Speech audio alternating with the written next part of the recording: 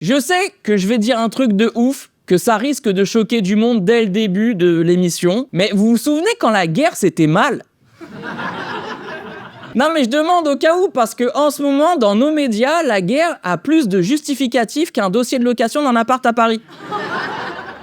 Il y a beaucoup trop de gens qui se portent garant, quoi.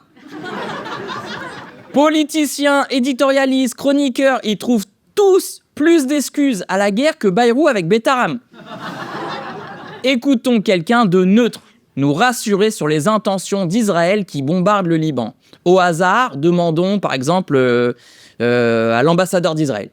Ce n'est pas notre volonté de rentrer dans le Liban, d'envahir le Liban et de prendre des territoires libanais, pas du tout. Ah bah c'est bon, alors ça va. Là, parce que nous on a cru, mais pas du tout. Du coup, autant pour nous.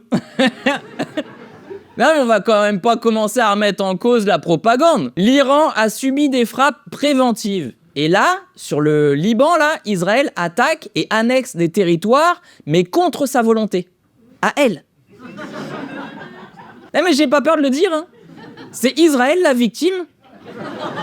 C'est Israël qui est victime des attaques qu'elle mène elle-même. D'ailleurs, l'armée israélienne est déjà au Liban. Ça, elle est déjà assez profondément... Non, pas trop profondément. Pas trop profondément. Non. Juste le bout. Non, ça compte pas. C'est juste le bout, ça compte pas.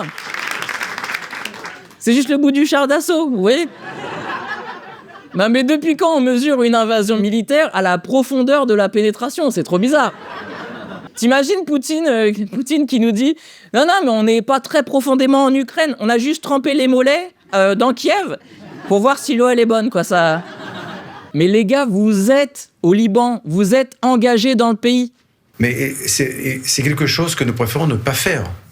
Qu'il soit clair, nous ne voulons pas, encore une fois, nous engager dans une guerre au Liban, pas du tout. Ça fait 70 ans qu'ils bombardent toute la région, qu'ils volent des territoires, des ressources, mais ils ne veulent pas annexer la région. Leur ministre communique sur le projet du Grand Israël, mais c'est pas ça. Non, ils veulent juste que les Arabes partent et prendre leur place, donc ça n'a rien à voir.